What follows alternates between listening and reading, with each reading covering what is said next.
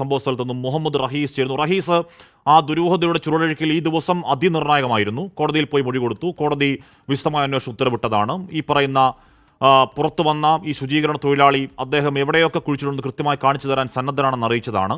അവർ കൃത്യമായി എത്തിയതാണ്.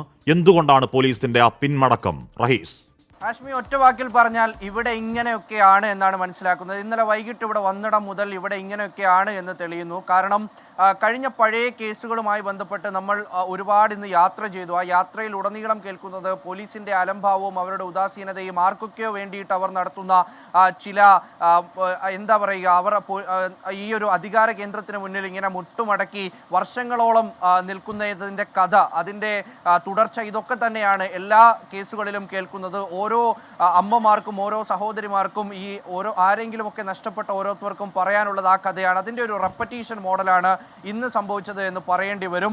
കാരണം ആ ഒരു സാക്ഷി, അതായത് ഇത്രയധികം വധഭീഷണി അടക്കം നേരിടുന്ന ജീവായമുള്ള ഒരാൾ അരമണിക്കൂറോളം വന്ന് ആ നർമ്മദ പുഴയുടെ ആ തീരത്ത് കാടിനോട് ചേർന്നുള്ള പ്രദേശത്ത് താൻ അസ്ഥി കുഴിച്ചിട്ടു എന്ന് പറയുന്ന ഇടത്ത് അവിടെ വന്ന് ഇങ്ങനെ കാത്തു നിൽക്കുകയാണ്. അരമണിക്കൂറോളം അദ്ദേഹം അവിടെ കാത്തു നിൽക്കുകയുണ്ടായി.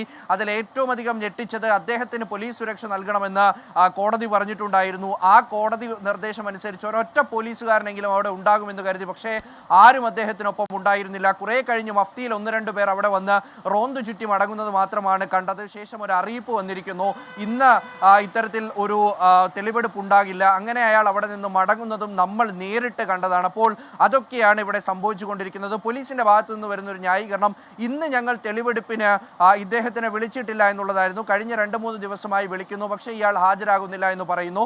അപ്പോൾ ഈ ശുചീകരണ തൊഴിലാളിയുടെ അഭിഭാഷകർ പറയുന്നതനുസരിച്ചാണെങ്കിൽ അദ്ദേഹത്തിന് മതിയായ സുരക്ഷ നൽകണം എന്ന് നേരത്തെ തന്നെ ആവശ്യപ്പെട്ടതാണ്.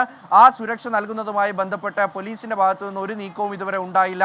അതുകൊണ്ട് തന്നെയാണ് ഈ ഒരു തെളിവെടുപ്പിന് വരാൻ വൈകിയത്, അല്ലെങ്കിൽ അത്തരത്തിൽ കഴിഞ്ഞ ദിവസങ്ങളിൽ എത്താതിരുന്നു എന്ന് പറയുന്നു. എന്തായാലും അവിടെ അങ്ങനെ ഒരാളുണ്ട്, നമ്മൾ കണ്ടതാണ്, നേരിൽ നമ്മുടെ കണ്ണിന് മുന്നിൽ പ്രത്യക്ഷപ്പെട്ടതാണ്. അത്തരത്തിലൊരു ശുചീകരണ തൊഴിലാളി, മുൻ ശുചീകരണ തൊഴിലാളി, ഒരു വഴിവെട്ടുന്നയാൾ, ഈ കാട്ടിലേക്കുള്ള ആ ഒരു ഗൂഢ സ്ഥലത്തേക്കുള്ള വഴിവെട്ടുന്ന ഒരാൾ അവിടെ തന്നെ ഉണ്ട്.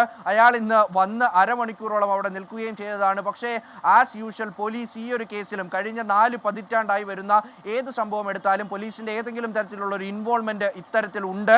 അത് തെളിവ് നശിപ്പിക്കുന്നതിലായാലും കേസ് എടുക്കാതിരിക്കുന്നതായാലും, ഇനി വീട്ടുകാരെങ്കിലും പരാതിയുമായി വന്ന് അവരെ ഓടിച്ച് മറ്റാരെ കൊണ്ടെങ്കിലും പരാതി കൊടുത്ത് ആ കേസ് അങ്ങ് ഒത്തുതീർപ്പാക്കുന്നതിലായാലും ഒക്കെ ഇവരുടെ പങ്ക് പലതരത്തിൽ നമ്മൾ കണ്ടുവരികയാണ്.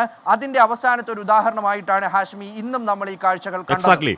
അവിടെ നിൽക്കുമ്പോൾ സൂക്ഷിക്കൂ റഹീസ് എന്ന് പറഞ്ഞാൽ നമുക്കറിയാമല്ലോ, ഈ പറയുന്ന ഇതിനെതിരെ ശബ്ദിക്കുന്നവർ നിശബ്ദരാവുന്നതും, ദുരൂഹമായ തിരോധാനങ്ങളും ദുരൂഹമായ വണ്ടിയിടിക്കലുകളും ദുരൂഹമായ ആന്തരികാവയവങ്ങൾ ഓരോന്നോരോന്നായി നഷ്ടപ്പെട്ടുള്ള മരണങ്ങളും അതിൽ പോസ്റ്റ്മോർട്ടത്തിലൊന്നും തെളിയാതിരിക്കലൊക്കെ നമ്മൾ കാണുന്നതാണ്.